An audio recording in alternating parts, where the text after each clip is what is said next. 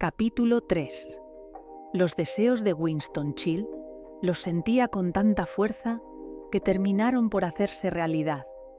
Viajamos Patricia, él y yo a Valladolid para presentarnos en la exposición de pintores más concurrente de toda Castilla. Nuestro pequeño gran pintor volvía a su tierra triunfante y era portador de tanta felicidad que era difícil no impregnarse con ella. Pasamos allí 2 días.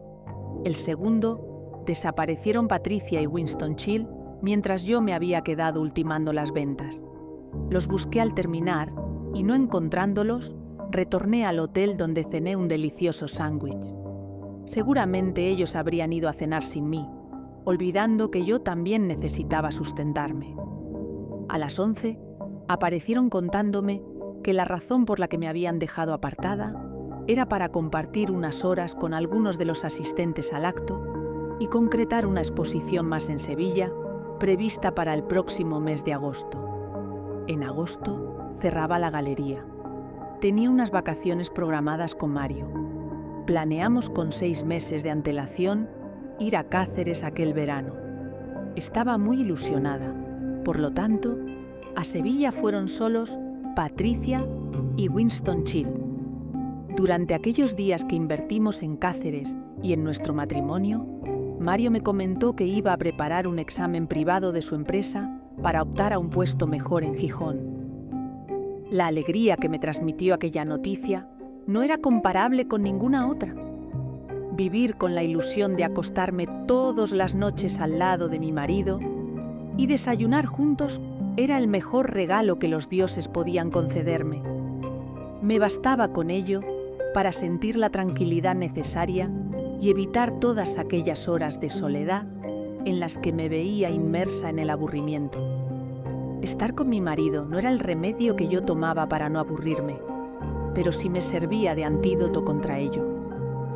Es cierto que Patricia era también muy importante para mí, al igual que mis padres, quizá más importantes que Mario, pero él era con el que convivía a días y el único capaz de estar conmigo todas las noches para entretenerme si realmente lograba pasar aquel examen.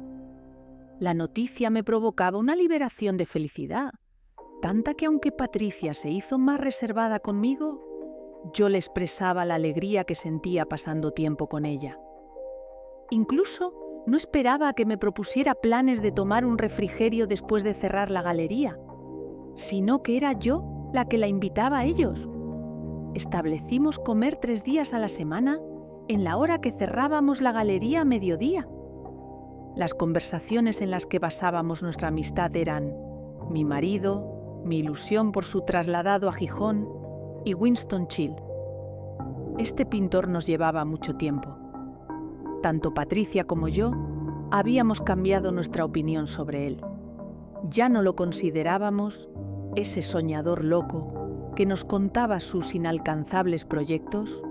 Ahora se había convertido en nuestro pequeño gran pintor que nos hacía ingresar dinero en nuestra cuenta bancaria y al que le debíamos el éxito de la Casa Loca. Se nos llenaba la boca hablando de él. Era más joven que nosotras y aunque en un principio le habíamos tachado de ingenuo, demostró ser un chico seguro de sí mismo y consciente de sus posibilidades ilimitadas. Patricia era incapaz de reconocer su error ante Juan respecto al futuro prometedor que vaticinó a aquel chico. Aún así, ellos seguían frecuentándose, pero mi amiga había sellado sus labios con respecto a su relación. Yo estaba tan centrada en la ilusión de que Mario me acompañara cada noche en nuestro hogar, evitándome ese aburrimiento soporífero de convivir con mis pensamientos centrados en sus ausencias, que no me importaba la actitud hermética de Patricia. Tardé en expresar la noticia a mi madre del posible puesto de mi esposo en Gijón. No quería mostrarle las horas vacías, después de caer la tarde, de las que pecaba solas en el sofá de mi casa. Ella había adoptado la postura de analizar mi comportamiento. Me imagino que su trabajo en el gabinete de los Arias colaboraba bastante a ello, A veces su interpretación sobre mi conducta no era la acertada. Y es que los psicólogos también se equivocan. ¿Qué te pasa a ti con Juan?, llegó a decirme un día. A través de aquel comentario me percaté de que hablar mucho de una persona puede llegar a mostrar una admiración equivocada de ella. Sí, es cierto que la conducta de Juan hacia Patricia me resultaba admirable, su dedicación, sus detalles con ella, su paciencia, pero no de la forma en la que mi madre percibía aquellos comentarios. Mi mamá siempre se inclinó por favorecer a Mario. Para ella, la dedicación al trabajo de mi marido y su postura ante la familia era la correcta. Ante cualquier crítica que yo pudiera esbozar sobre ello, su descontento y réplica se hacía visible. No entendía mi sufrimiento por mis días de espera a que mi esposo aterrizara en Gijón, y esa era la principal razón de ocultarle mis sentimientos. Yo no estaba enamorada de Juan, aunque eso pudiera parecerle a mi madre, pero ello no evitaba que deseara que mi marido se comportara igual que él. La sensibilidad de Mario no era comparable a la de aquel. Aún así, tampoco le exigí nunca que se mostrase de ese modo como Patricia hacía con Juan. El día de la última cena que celebramos, Juan, Patricia, mi marido y yo, no la disfruté como las anteriores. La hermana de Patricia acudió a buscarnos en el descanso del mediodía de la galería. Ella y yo sintonizamos aquella comida con un tono jocoso, defendiendo que los colores vivos con los que se vestía dejaban ver en ella una agresividad molesta y peligrosa para los hombres. Mi amiga, que aquellos días parecía estar planeando algo que me ocultaba, se mostró disconforme y defendió la postura contraria, relatándonos un par de ejemplos en los que Winston Churchill se mostraba más cariñoso con ella cuando vestía camisas de ese estilo. La conversación y el tono que adoptamos eran propicios para continuar con una actitud bromista y amistosa. Justo después de que viéramos pasar a Winston por la acera de enfrente de la cafetería donde nos encontrábamos, Patricia se levantó, pagó su ensalada y su refresco y con cierto deseo cogió su abrigo y el bolso y nos dijo: «Ya está bien, siempre os ponéis en mi contra, me tenéis harta». Pocos días tardé en entender lo que había pasado, pero en aquel momento me sentí culpable creyendo que su hermana y yo la habíamos acorralado con nuestros comentarios opuestos a los de ella. Pensé que se había sentido atacada. Este enfado no pasó desapercibido en mis recuerdos, por lo que debido a lo que después sucedió entre el artista y Patricia, encontré cierta relación. Aquel día, antes de esa asociación, me avergoncé de mi actitud y me sentí decepcionada por ella, ya que pensaba que había sido la causa de provocar un gran malestar en mi amiga cuando sobre su fuerte camisa roja se colocó un mantón intentando ocultarla. Y creedme cuando os digo que no hay mayor decepción que cuando el sentimiento que te recriminas sentir te lo has provocado tú con tu propia conducta, aun siendo esta inconsciente. El dolor más profundo es el que uno se causa a sí mismo. Unas horas más tarde teníamos la programada cena. Mis ganas de acudir al encuentro eran nulas. Me sentía avergonzada de mi comportamiento, de no haber sabido captar los sentimientos de mi amiga ante aquellos comentarios jocosos. Pero tampoco quería hacer público ese sentir y mi disgusto conmigo misma. Por esta razón, acudí a la cena sugestionándome con que serían solo unas horas y luego volvería a casa con mi marido. Los papeles se habían cambiado. Era yo ahora la que se sentía acorralada de acudir a aquella cita. No tuve fuerza suficiente para negarme a asistir, aunque entre mis deseos estaba esconderse entre las sábanas hasta que se me borrara la imagen que tenía de mí por ese inconsciente y penoso comportamiento. Pero lo que hacía que me arrepintiera de mi actitud solo era por el efecto que provocaron en Patricia mis palabras, y no mi intención, inexistente por cierto, de dañarla. La noche pasó, y al día siguiente, más que sentirme dolida, me sentía incómoda por la actitud que adoptaba Patricia delante de Juan con respecto a Winston Chil. Aquellas muestras de cariño por este y su actitud distante al que le admiraba me provocaban náuseas. Desconozco cómo interpretaría Juan todo aquello, pero este parecía incluso estar enfadado conmigo. La casa loca se había convertido en un lugar de encuentros desagradables. El único que parecía disfrutar en ella era nuestro pequeño gran pintor. Parecía mentira que una persona tan sensible como debía de ser un artista no absorbiera la energía negativa del lugar cuando nos congregábamos todos los implicados en la galería. Y es que a Winston Chil solo parecía importarle su éxito. Se creía un dios capaz de conseguirlo todo por la única razón de tener dinero. Yo había perdido mi admiración por él.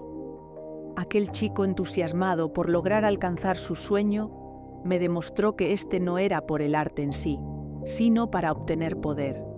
Y ese objetivo, quizá igual de loable que el otro, no me parecía tan maravilloso. Independientemente de lo que yo opinara de Winston, sus obras atraían a la gente a acudir a la galería. Mi madre, que siempre se había mantenido al margen de mi trabajo, también estaba interesada en cada movimiento que hacíamos en la galería.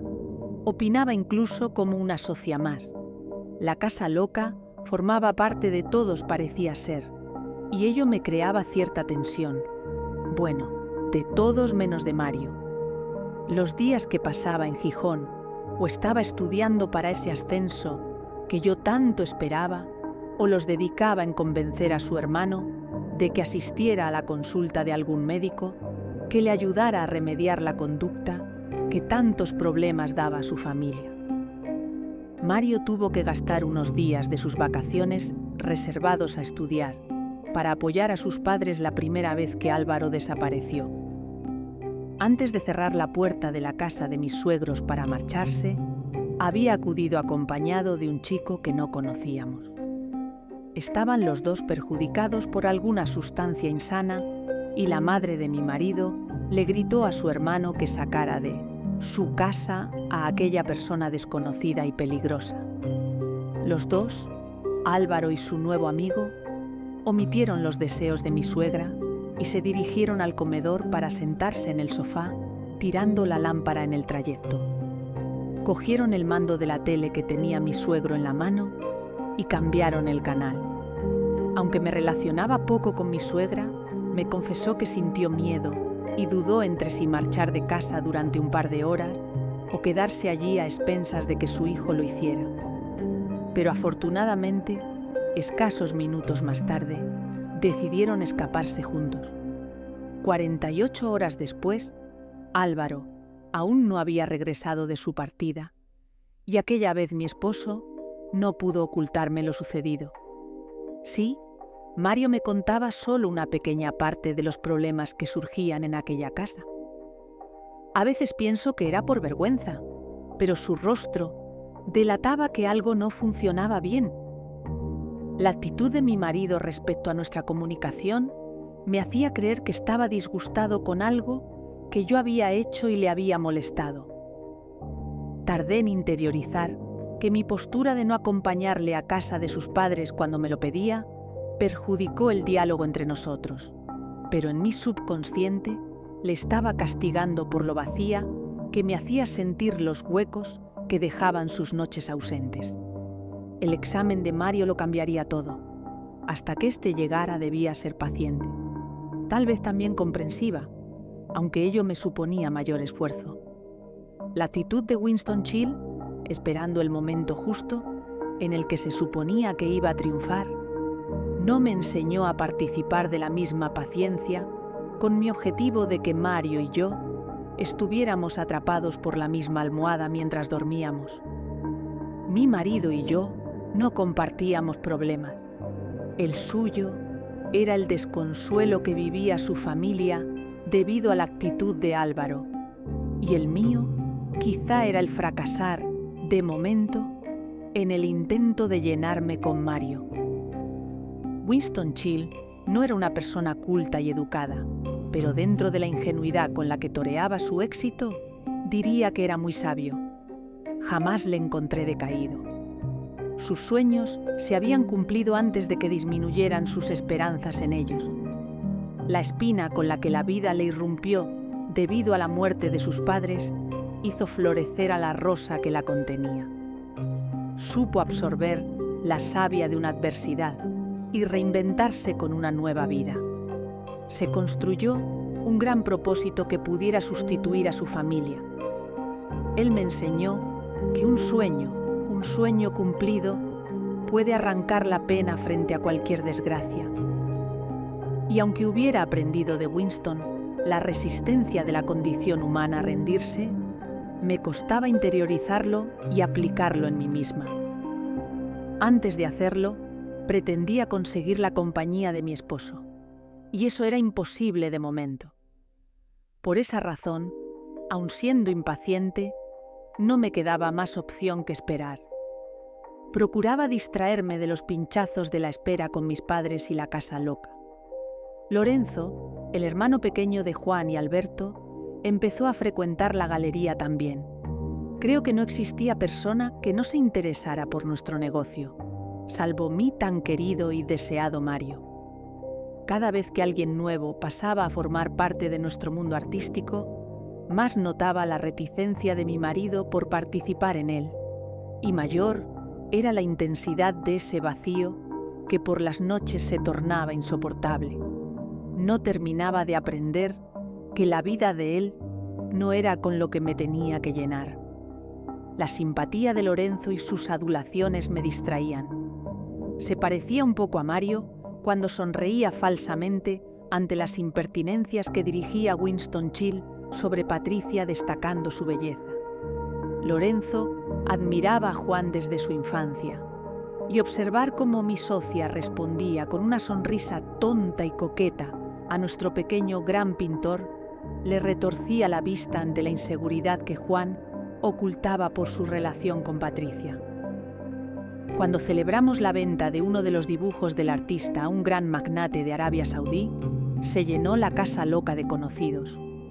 Nuestro pequeño gran pintor decidió esa tarde ponerse una boina con remiendos de colores, imitando a los artistas parisinos. No sabría definir si era vergüenza lo que sentí por él, u orgullo por la valentía que ello implicaba. Cuando apareció por la puerta de la galería, Patricia se lanzó a sus brazos con pasos zigzagueantes y gestos ridículos. Lorenzo y yo, intentando mantenernos fieles a Juan, observamos serios la escena. Antes de que se giraran del todo para comprobar que no nos la habíamos perdido, los tres desviamos rápidamente nuestras cabezas al magnate, como si fuera un público más llamativo y entretenido que aquella boina. Al finalizar el evento, Patricia, sin ningún pudor, se escapó con Winston Churchill. Juan, incapaz de disimular su abatimiento, se sentó en una de las esquinas de la mesa de la oficina y susurró: «La he perdido». Evidentemente, el lado oculto del ansia de poder de Patricia la arrastraba a la orilla del pintor. Juan se mostraba triste en aquella misma mesa en la que había contratado, seguro y esperanzado, apoyar la propuesta de convertir a un desconocido en una promesa del arte. No pensó que aquel artista podía romper los lazos que le unían a la chica por la que estaba dispuesto a llenarla de detalles para obtener la imagen que ella necesitaba cubrir. Los esfuerzos de Juan por complacerla no cesaron cuando observó su inclinación por Winston Churchill. Quizá después de aquella tarde algo cambiaría. «¡No te rindas, Juan!», quiso convencer Lorenzo a su hermano para que no perdiera la esperanza. En la relación de Juan y Patricia vi reflejados a mis abuelos maternos. Ernesto, cuidadoso en dar a Carmencita la imagen de entregado para que ella, despóticamente, le abandonara por la cabecera de la cama. Ahí donde sus objetivos de apartar a mi abuelo de su vida se hicieron reales. Patricia encontró la cama de Winston Churchill, la misma que alejaba a Juan de su lado. Solo me quedaba saber si tal y como mi abuelo continuó cuidando, obligado, de Carmencita, Juan también seguiría con los mismos detalles que exigía mi amiga Patricia. Esta reflexión me llevó a las silenciosas exigencias que yo esperaba de mi marido. Le pedía cubrir mis noches como pago de mi ira por la entrega a su familia, tal y como mi abuela hacía por la de Ernesto a Marisa. Convertirme o comportarme como Carmencita, ¿era eso quizá lo que estaba pasando? Renegar de mi abuela no me evitaba actuar como ella.